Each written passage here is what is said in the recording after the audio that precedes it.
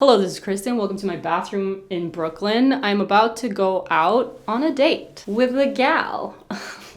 How did I make it sound more gay than it already is? This is the final makeup look and the outfit, and we're gonna rewind back to before I looked this stunning. And I was applying my makeup and I was talking about just the differences between dating in your 20s versus your 30s, as well as dating men versus women. And it's a fun little chat. Enjoy and wish me luck. I am gonna be getting ready now for a date, but my skin is a mess. So I have a lot of covering up that I have done already. I have a little bit of a base. A lot of lies are gonna be told today about how I look. I feel like, especially now that I'm almost 32 years old and I've been dating a lot in this past year, ever since the pandemic ended, basically, I've kind of thrown myself out into the dating scene, and it's been an interesting experience. So like my little date preparation routine is obviously like getting as clean and hairless as possible. These are the products that I use for my hair care, which is also today's sponsor, MD Hair. I have been using these for about a month now before I committed to the sponsorship. And I have to say that both the shampoo and the conditioner are two of the best that I've ever used. It makes sense because MD Hair specializes in customizing hair care based on your needs. On their website, you take a quiz and a scalp picture, and after that info is analyzed, you receive a kit that is customized to your hair needs. And it's not only for hair loss, it also works for hair damage, dry, itchy scalp, and all hair types. And most importantly, all of their products are not only cruelty-free, but they're also sulfate-free, paraben-free, phthalate-free. I've been using my MD Hair product for more than a month now, and my hair has never looked this shiny and this healthy. And keep in mind, I have not had a haircut in 2 years since I cut my hair really short. So my ends were struggling. And also my hair naturally grows pretty fast, but definitely it's the speed of growth has been taken to another level. So customize your hair growth treatment with MD Hair. Use my promo code KristenLeo70 to get your first month of customized products at 70% off.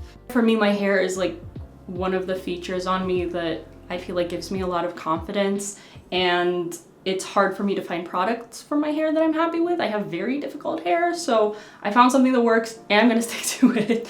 So yeah, huge thank you to MD Hair for sponsoring today's video, and I'm gonna get back into doing my makeup now. I'm gonna be starting with giving myself like my smoky look that I've been kind of hooked onto ever since I basically saw Lily Rose Depp with her smoky eye makeup in The Idol. And I was like, wait, I like that. And she has just the most beautiful brown eyes, which I don't have. I mean, I have brown eyes, but I don't have the most beautiful brown eyes. Not to put myself down, it's just I know I've got good hair, amazing looking, huge almond eyes, I do not have. So back to dating in your 20s versus your 30s. I feel like for me, it has really been a stark difference, considering that like throughout all of my 20s I dated men and now I'm dating women exclusively. That's like a big difference, but also at the same time, like people are people. A lot of the things that I've been seeing on social media about like what it's like dating women versus what it's like dating men has not been things that I'm actually relating to. Relationships and dating are two different things, and you can go on dates with crazy people, but hopefully like you have the wisdom to avoid dating these people longer term, or at least, you know, you have the ability to like be a good judge of character and like avoid dating these people. I can't say that that's me. I think I've just gotten lucky with the relationships that I've had, because I've had 2 long-term relationships with men, which were not traumatizing and not dramatic, and like obviously they ended for a reason, but especially the last relationship that I had was the healthiest relationship that I've ever had, and it gave me a good example of what it's like to be appreciated by another person and what it's like to be loved and how to receive love and how to give that. I never really was exposed to people in healthy relationships, so this was like my first experience of like living it and what it's like to be with a partner that is supportive. And loving and caring and affectionate and, you know, that puts time and effort into things and makes me feel confident. I was like, in that relationship, I really was at the best mental health that I had ever been up until that point in my 20s, because it was a healthy relationship and it didn't work out. But I mean, I wish nothing best for that person. Just like having that example of like, I know what a healthy relationship is and what it feels like to be in it was in and of itself like a massive learning lesson. Because if you go just from being from one toxic relationship to another, to another, to another, and you never get an example of what it actually feels like to be secure and healthy in a relationship, then it's a lot harder to know that you're in a bad relationship. Like before that, I was in a relationship for 5 years, which was not making me happy. And like a lot of things were missing from that relationship. And because I didn't have another form of reference to know like, oh, it can be so much better than this girl, I just stayed in that relationship for 5 years. And now that I've been dating women, I'm really seeing that like, women can be toxic too. I've dated women that are way more toxic than any of the guys that I ever dated. And, you know, displaying behaviors that are like really concerning, like lying and scheming and stalking. Obviously, a man has the capacity to kill you if he wants, and women can, but it's a lot harder for them to do that. So obviously, like a man that is unhinged is a lot more dangerous. Taking really crazy people aside, I think that like women be crazy, man. Sometimes, not all of them. But anyways, what is it like dating in your 20s versus your 30s? Because for me, it has been very interesting because I went into it like kind of with the expectations that people in their 30s are more grown, they're more mature, they're more capable of communication, and just generally things are going to be easier. And that hasn't really been the case for the most part. It seems to me like people in their 30s these days are just as lost as people in their 20s oftentimes, which, you know, if you're in your 30s and you feel like that, giving you a little comfort here. It seems like there's a lot of people like that. But it's interesting because like people in their 30s are also in very different phases in their life. It's kind of like all over the place. Some people are getting married and having babies. Some people are still partying. Some people are really struggling financially, and others are like killing it and becoming millionaires. Like there is such a mixed bag of what is going on with people in their 30s, whereas in your 20s, everyone's just mostly hustling, everyone's just mostly having fun. And I think like for me, my 20s were just about figuring out who I am. I mean, less who I am and just kind of figuring out who I want to be. I think that would be more accurate. Like figuring out what kind of person I want to be, what kind of life I want to live, and like how do I make that happen. I think it's easy to know who you are. I think it's a lot harder to figure out who you want to be. And what kind of life does the person you want to be ideally want to live? For me in my 20s, I think I spent a lot of time figuring out my interests, figuring out my passions and my abilities, and developing my skills, and like trying to make myself into the version of myself that I like the most. I guess that's what I'm trying to say. And yeah, so like dating in your 20s, it was more about just like having fun and having experiences and falling in love. It wasn't too complicated. It wasn't like, not that it's complicated now, to be honest, but it was more of like the vibe and the feelings, and not much thought was put into like the future or like actual lifestyle compatibility. Also a really big one was that like I feel like as a people pleaser throughout my 20s, especially the beginning, like the first half of my 20s, I didn't really know how to stand up for myself. I didn't know how to communicate. I didn't know how to express my needs. I didn't know how to express the things that I didn't want. So it was a lot easier to just get carried away and go along with things that I just kind of didn't enjoy. As I've been getting older and like wiser. It's been a lot easier to just communicate. I think communication has been a big one that has changed. Should we do a little red? Yeah, I think we should do some red. I did both my eyes. I do all my makeup with my fingers. Don't judge me. This is just how I roll. But now it's time for eyeliner. I think this is one way. Yeah, that's a good spot. Okay, so another thing that I feel like is a kind of a difference between dating in your 20s versus your 30s is that like the trauma that is brought into the relationship is kind of different. Like in your 20s, people's most recent trauma is their family trauma, and like that kind of influences their behavior in the relationship in a Freudian way. Whereas in your 30s, your most recent trauma has been mostly like your relationships throughout your 20s and the way that they kind of either didn't work out or failed, or you know what I mean. And I feel like the relationship trauma there impacts people's behavior in kind of a different way. Maybe in like a more impactful way possibly, but I don't know, I'm not a therapist. All I know is that like I know a lot of people, and a lot of people need therapy, and a lot of people that have been taking it has not been working. Let's do this side now. Oh, this is gonna be bad because I really like how it came out on this side.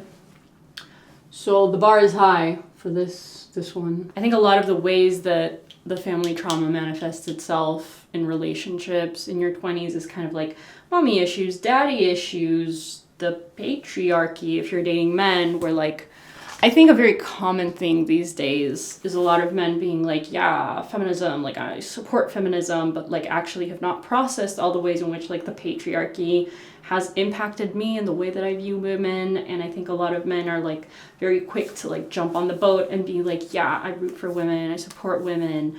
And if you are a strong, independent woman that goes ahead and says like, I'm not gonna be cooking for you, I'm not gonna be cleaning for you, a lot of men these days are not going to protest to that. But I think like deep down, they haven't processed like their relationship with their mother, who has oftentimes been a servant to them, and they have like benefited from that. And even though they're like, yeah, totally, like do your thing, I support you, I think like maybe deep down they would kind of very much appreciate a woman that wants to cook. They say they don't want you to cook and clean, but I think deep down they want you to want to cook and clean for them.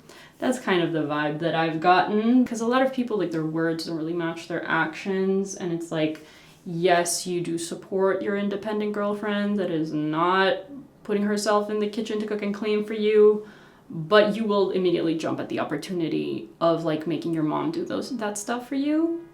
And that to me says that like mommy issues.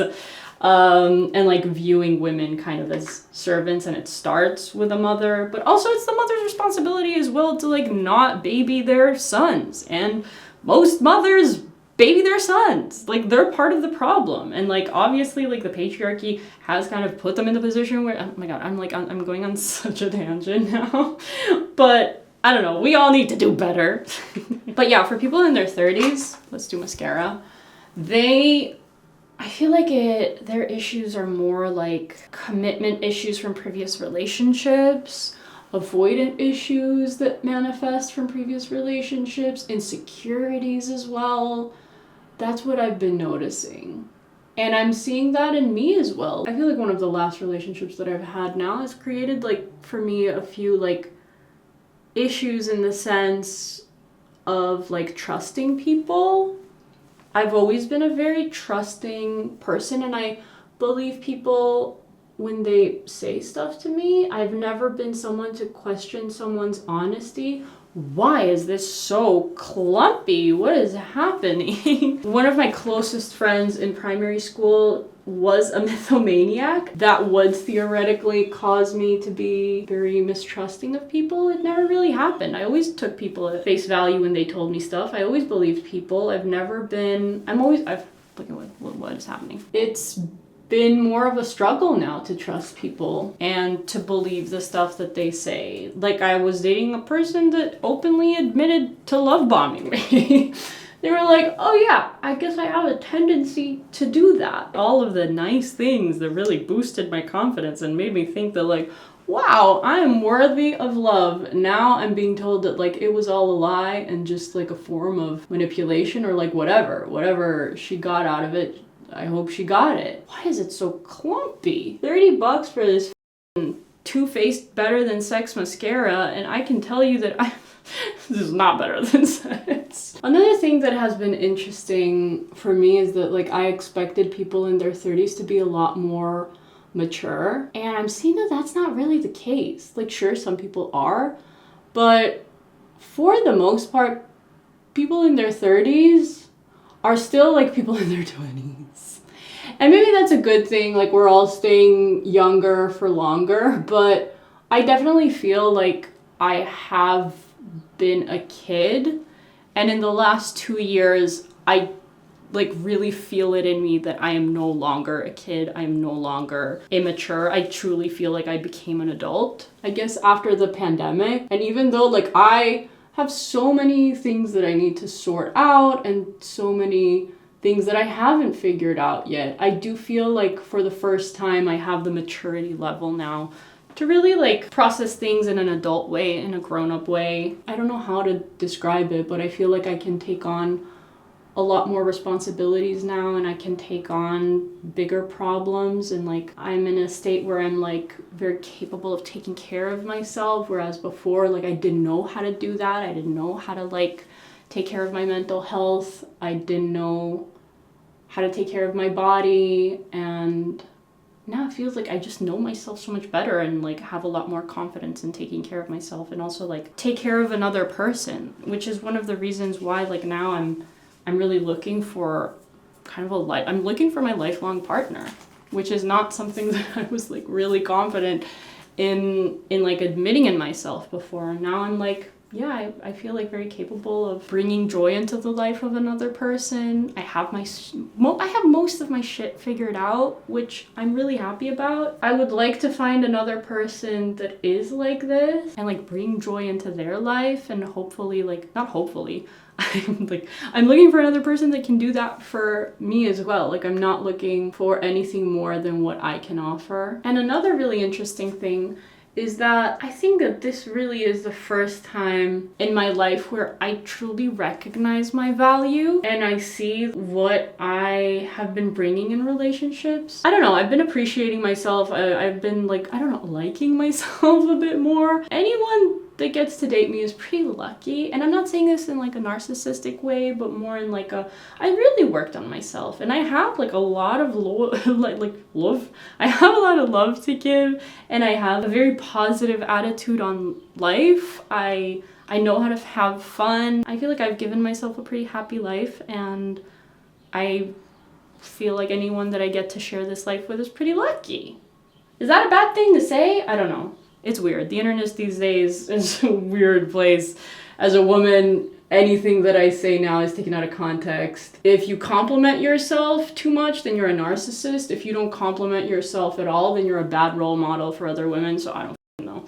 But I guess I'm just gonna be honest, and I'm gonna say that, and I'm looking for another person that feels that level of confidence and knows that like they have really high value. Like I'm looking for someone that is really picky. I don't want someone that's just like settling down with anyone. I want someone that's like, I want and I deserve the best for myself because I'm dope. Sue me if this is problematic. What are we doing now? We're doing freckles. Oh, let's do a little bit of highlighter too, I guess. But before this, I had such a scarcity mindset where every relationship that was important to me, when it ended, I was kind of like, oh my god, I'm gonna be alone forever. I'm never gonna find another person like this in my life. And like, literally in that voice. And like, this is the first time in my life where I'm like not feeling that anymore. I actually feel very confident about the fact that like, I know how to find people, I know how to meet people, I know how to like talk to people, and I also am a little better at like judging people's character. Not that good, I'm gonna be honest. Like I'm like good at getting to know another person, but I think I have like, again, this sounds like a bit pretentious, but like I feel like I have too much compassion for other people, and so I put myself in their shoes, and then like I excuse behavior that I probably should not be excusing. And then I'm like, oh, why is this person an asshole to me? Because I empathized a bit too much and I ignored a lot of red signs. What is it? No, red flags. But you live and learn. You live and you learn. And you learn and you live. Okay, let's do the freckles. But yeah, when it comes to scarcity mindset, it's interesting to put a word on something that I was, I guess, aware of for a very long time, but there was just no word for it. And it's scarcity mindset. Like staying in a relationship, for example, where you're not happy because you think you're never gonna find something better than this. It's dating a person that you care about, but they don't care about you in return. And you're willing to like settle and put up with that because you think you're never gonna find another person like this or a connection like that.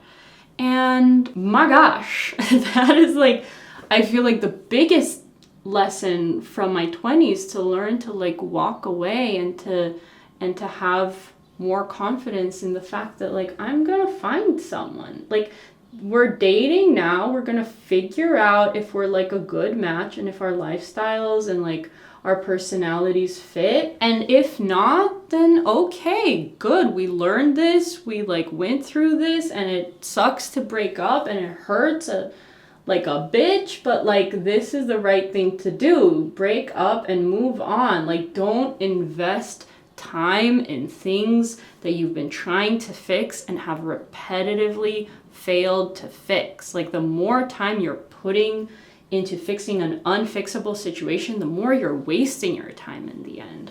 Because I know that a lot of people also are like, but I've put so much time in this relationship.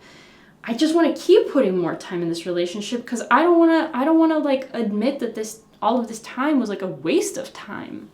But in the end, like you're just putting more wasted time in there. The sooner like you walk out of something that isn't working, the better. And that doesn't mean that like abandon a relationship at the first, trial and tribulation, but it means that like if you have put work into something and it really is not working, then definitely like learn to walk away. Like this is something that I'm just saying to my younger self, is like you are going to be okay and you are going to find other people. There truly is like plenty of fish in the sea, and I know it doesn't feel like it at the moment, especially when you have like really strong feelings for someone, but if you are healthy mentally and like open to love and open to new people, then like there is really nothing to worry about and there's really nothing to like freak out about. And for me, I think that scarcity mindset probably is like the biggest thing that I had to get over, because I really did not date a lot in my 20s. I barely dated because I didn't really find men that attractive. It was hard for me to find men attractive. And like when I would find a guy that I would tolerate their appearance, I would like hold on for dear life because I'm like, I'm never gonna find someone like you. In reality, I just needed to shift my perspective from just men to women, because it's been a lot easier dating this past year. Oh my God. Another interesting thing is like, I think that like figuring out your sexuality is a big part of dating for everyone. Whether you are like 100% sure you're straight or not, I think your sexuality is something that you should probably question and experiment with. Because like you never know. Like for me, this stuff was like so mentally blocked in me. Like I had my queerness in just this box, this literal Pandora's box, placed somewhere very far away in my subconscious, and I was like, do not open that, do not address that box, do not like stay away from that and you'll be fine. Okay, lips. Nice work with a lip liner. If I don't move my lips, I sound like I speak an Australian accent. Australian is just talking without moving your lips. Alright, we're doing the lip liner now. I kind of like this 90s overlined look. Another big thing and also learning lesson for me in my 20s, now 30s, has been a lot more things than love matter. I think that like for me, Falling in love is not that difficult, especially now that I'm dating the gender that I'm attracted to. I'm realizing like in this past year, I've dated more than I dated in all of my 20s, basically. It's kind of easy when you're going out with people that you're attracted to physically. Finding a connection is not that hard. I think like finding someone where your lifestyles kind of mesh together is the hardest part. Like someone, especially if you're looking for like, because in your 20s, it's more about the vibe. But in your 30s, if you are dating with the purpose of like finding your partner now because you know yourself, you know the life that you want for yourself and you want to include someone else in that and like build a life together with the things that they're also, the goals that they also have in life, it's very important that your goals are aligned. Because like if you want to travel all the time and they just want to stay at home, but you want to be traveling with your partner and they want to have their partner at home all the time, that is not a fit. So no matter how much chemistry exists there, how much attraction, ultimately, like that's a hard thing to figure out. The battery just died. But yeah, so like practical things like money and lifestyle, or like how someone eats. Like if somebody wants to be eating junk food all the time and you're like more of a health foodie and you like to make your own food, it's like random things like that, which obviously another huge part is like learning to compromise and like knowing what you're willing to compromise on and what you're not. I would say that like I was way more flexible with things in the past, and now that I'm like looking for a lifelong partner, I would say that it's the details like that mean a lot more to me, because I'm gonna find a connection. I'm gonna find a person that like I find attractive and like there's chemistry. It's about finding a person where our lives fit together. But I'm pretty optimistic, to be honest. Because again, got rid of that scarcity mindset. I'm a relationship genius. I am really digging the smoky eye thing that I've been doing. 32-year-old influencer discovers smoky eye for the first time. And talks about it on her YouTube channel. Anyways, this is the look. I'm also gonna do my hair now, and then I'm gonna pick an outfit. So stay tuned for that. What am I gonna wear? What is she gonna wear to her date? My first date in New York. That's cool. That's actually pretty exciting. And hopefully the last one, because not to sound desperate, but your girl is done being single for real. And this is the final look. We've got thrifted. Welcome to my channel, everything is thrifted. I was just editing the video and I saw the footage of the outfit and it's pitch black and you can't see anything. So I just wore this again so I can just basically show it to you, but everything is still secondhand. The ring is recycled silver and I'll link the designer in the description box. The necklace is from Piracy Vintage. I'll link that in the description box as well. This is me from the future, so I have already been on the date and it went very well. There was another date after that, and that is all I am going to say for now. By the way, if you enjoyed watching this video and, you know, gained something from the infinite wisdom that I shared, I would very much appreciate it if you could like this video, subscribe, comment below, share it. The YouTube algorithm is not favoring me at the moment, so I really need a little bit of help in resuscitating this channel. So that would be very much appreciated. Also, a huge thank you for watching, and I will see you soon. I'm doing this for the thumbnail, but I needed to put on lip gloss anyway. This is delicious. Gotta plump it up. No, gotta resist the urge to eat lip gloss. Pina colada flavored. Yum.